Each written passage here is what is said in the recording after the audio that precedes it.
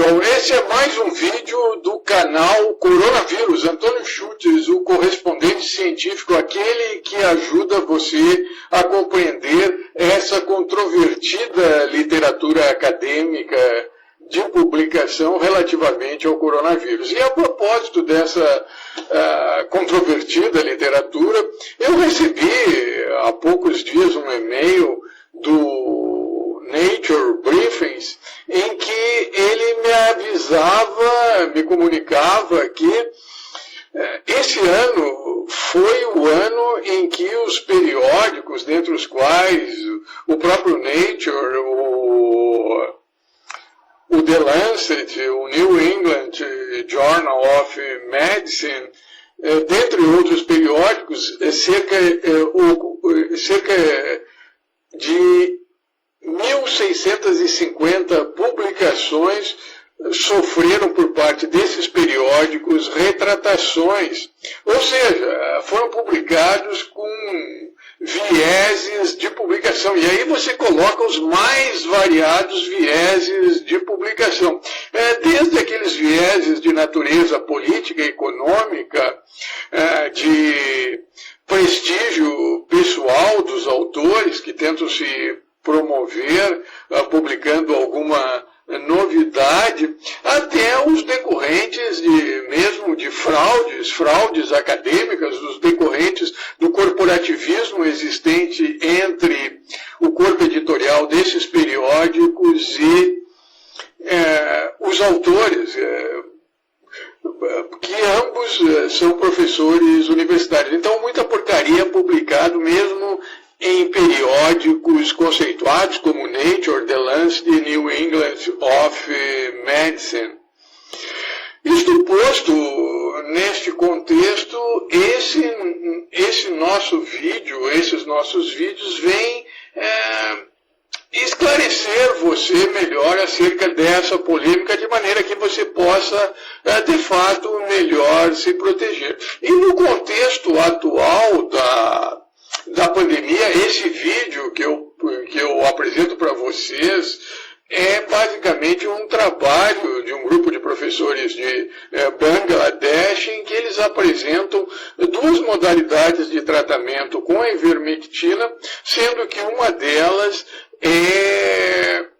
considerada, essa modalidade de tratamento, como uma modalidade que ajuda a decrescer o tempo com que você vai permanecer, o seu tempo de cura da Covid-19. É importante ressaltar que a população alvo desses vídeos, quando eu comecei a elaborar esses vídeos, esse tipo de vídeo, era aquela população das comunidades carentes do Brasil, da Índia, da China, desses países subdesenvolvidos e emergentes, que muitas vezes, diante da pandemia, da situação dos seus sistemas de saúde, o sujeito se questiona entre permanecer em casa e comparecer nesses sistemas de saúde, especialmente quando ele apresenta uma sintomatologia que não é acentuada, que não é grave. Então, eu direcionei basicamente para esse pessoal. Contudo, com as características que a pandemia está atingindo atualmente, esse vídeo, esse público-alvo mudou. Ele também é direcionado para as pessoas também da classe média e da classe média alta, porquanto também esse tipo de pessoa, esse tipo de população-alvo que não apresenta essa sintomatologia muito acentuada, ela também se questiona se ela deve ou não comparecer no sistema de saúde, porquanto esse sistema de saúde, pelo menos aqui no Brasil, dependendo da cidade em que você se encontra, está congestionado. E ele está congestionado justamente porque ocorreram, no transcorrer dessa pandemia relativamente ao coronavírus, ao SARS-CoV-2, mutações essas que é bem verdade, cerca de 70% a 80% dessas mutações são mutações que decorrem da adaptação do SARS-CoV-2 referentemente aos diferentes sistemas imunes com que ele entra em contato das diferentes populações, de maneira a conseguir continuar infectando. Entretanto, é importante ressaltar que em cerca de aproximadamente de 15 a 20% dessas mutações, tais mutações podem alterar o comportamento biológico do SARS-CoV-2, como está promovendo essas alterações, de modo que se acentua essa característica de contágio do SARS-CoV-2 lá na Europa, e não é diferente aqui. Quem fala que lá na Europa é uma coisa e aqui no Brasil é outra coisa, é uma outra pandemia com outras características, não sabe o que está falando bobagem. Esse secretário de saúde está falando bobagem, são as mesmas características que se tornam isonômicas, que se tornam iguais quando o coronavírus se adapta ao sistema imune das diferentes populações, de maneira que o que ocorre lá na Europa ocorre também aqui no Brasil. Ocorre aqui no Brasil e vai ocorrer, está ocorrendo exatamente o que ocorreu na Europa, que está ocorrendo nos Estados Unidos e vai ocorrer aqui no Brasil se a população, se os governantes não se conscientizarem de que é necessário se acentuar as medidas de isolamento social, o uso de máscara e também se implantar uma política de vacinação que se adeque no direcionamento de contornar essa pandemia. Voltando ao assunto, de maneira que essas mutações, se o coronavírus, se o SARS-CoV-2 consegue burlar o sistema imune do organismo de maneira a aumentar o seu contágio, também é lógico se concluir, com toda a erudição dos professores universitários. Eu já li trabalho de professor universitário dizendo que essas mutações elas não interferem em nada relativamente à vacinação. Alguns deles até admitem que essas mutações podem favorecer a eficácia das vacinas contra o SARS-CoV-2. Entretanto, existe uma parcela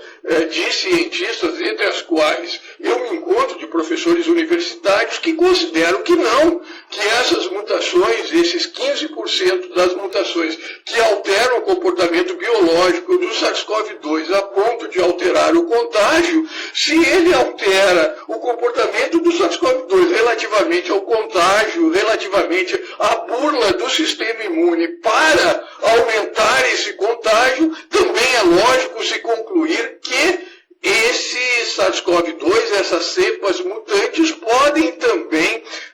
alterar o sistema imune, a resposta referente à vacinação. Ressalto novamente com toda a vênia aos professores universitários, especialmente às farmacêuticas que têm divulgado trabalhos, financiado trabalhos, comprovando o contrário.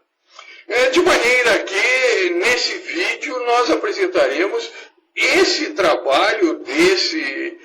grupo de professores de Bangladesh, em que o contexto desse trabalho, apresentando a dosagem referentemente ao uso da ivermectina para atenuar, para diminuir a sintomatologia decorrente da Covid-19, atenuando a duração dessa infecção, no contexto de que a eficácia das vacinas depende em grande parte da redução da transmissão da carga viral e também da abrangência dessa população. Esse trabalho é bastante pertinente e é o que eu apresento para vocês nesse vídeo e aconselho a você a continuar.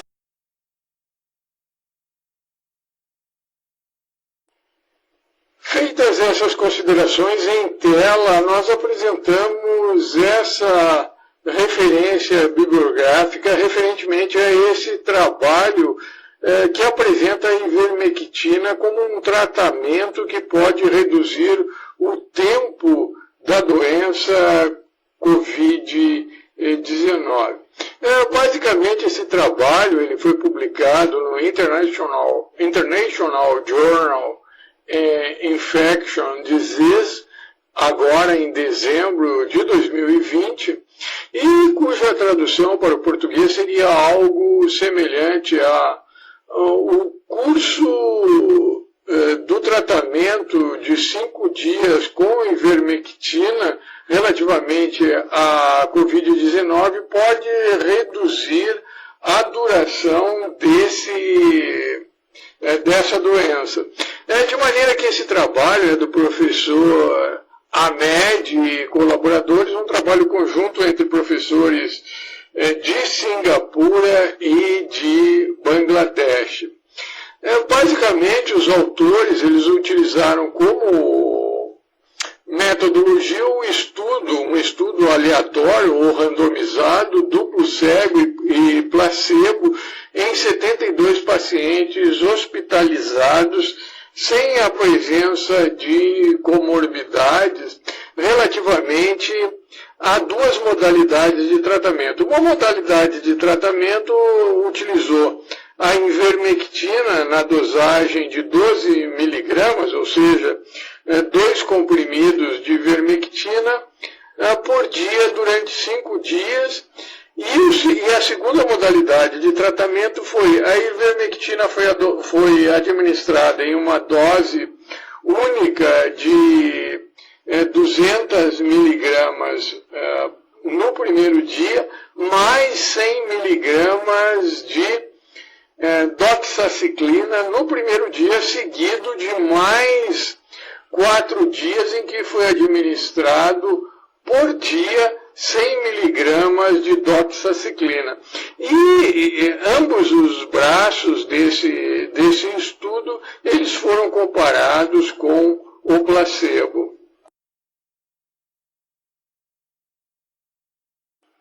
Isto posto, nós passamos a apresentar os resultados referentemente a esse estudo em que a ivermectina é apresentada como um tratamento que pode reduzir o tempo da doença da Covid-19. De maneira que os resultados apresentados nesse trabalho demonstram que a carga viral no tratamento, no braço do estudo, em que o tratamento foi 5 dias com ivermectina na dose de 12 miligramas por dia, apresentou um tempo para a negatividade da carga viral de 9,7 dias comparado com o placebo, e que esse resultado ele foi estatisticamente significativo. Contudo, o outro braço do estudo, em que a ivermectina foi administrada em uma dose única de 200 miligramas associada com 100 miligramas de doxaciclina no primeiro dia, mais 4 dias com 100 miligramas de doxaciclina, o tempo de negatividade da carga viral foi 11,5 dias comparados com os 12,7 dias do placebo, diferença essa que foi considerada estatisticamente não significativa. E é de fato basicamente o que nós observamos nesse estudo em que o tratamento da ivermectina apresentou a efetividade, a negatividade, a sorologia, ou melhor dizendo, o teste RT-PCR negativo já com 3 dias. Diferença essa que se elevou relativamente a essa negatividade da carga viral a partir do 7º dia. E quando a diferença estatisticamente significativa. E quando se compara o total do tratamento empregado relativamente aos tratamentos empregados com a ivermectina, se constatou uma diferença também estatisticamente significativa de 0,016, diferença essa que também foi significativa em nível de significância de 95% de probabilidade. Contudo, quando se comparou o placebo com o tratamento da ivermectina associado à doxaciclina, essa diferença ela foi considerada estatisticamente não significativa. De maneira que, de fato, esse resultado estatisticamente significativo no contexto do estudo atribuído aos tratamentos com a ivermectina se deve quando se compara, por exemplo, apesar dos autores não terem reportado a diferença estatisticamente significativa entre o grupo tratado somente com ivermectina e o grupo tratado com ivermectina mais a doxaciclina, provavelmente essa diferença estatística ela foi considerada estatisticamente não significativa. De maneira que, no conjunto,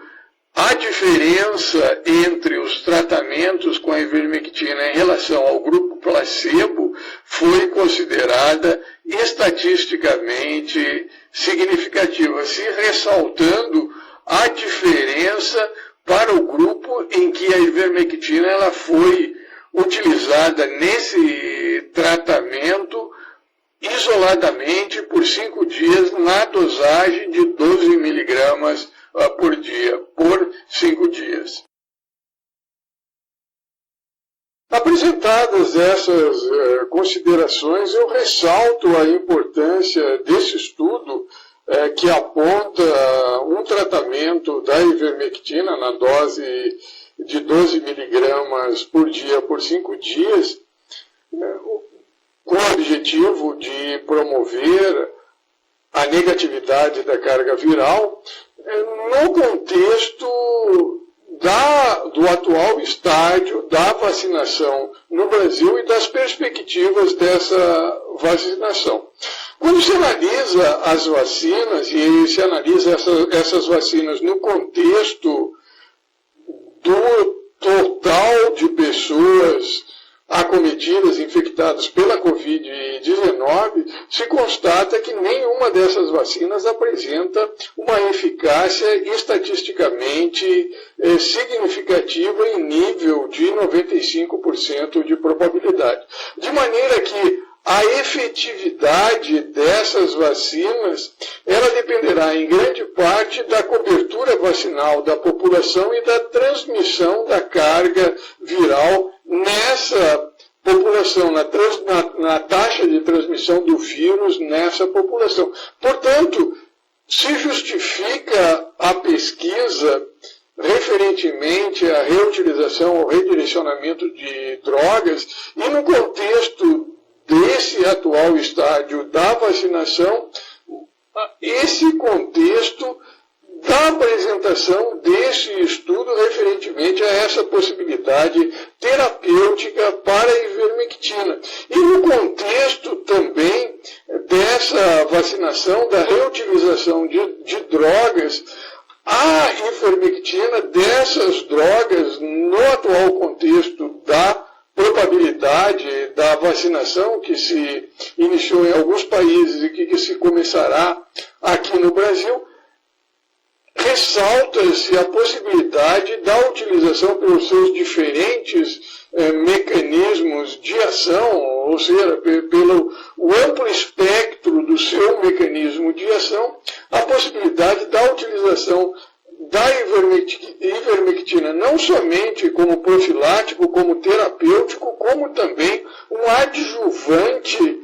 vacinal em decorrência das suas propriedades imunomoduladoras e potencializadoras da resposta imune que já foi constatada quando da associação da ivermectina com vacinas antiparasitárias, em que a ivermectina não interferiu nessa eficácia vacinal, pelo contrário, potencializou muitas delas.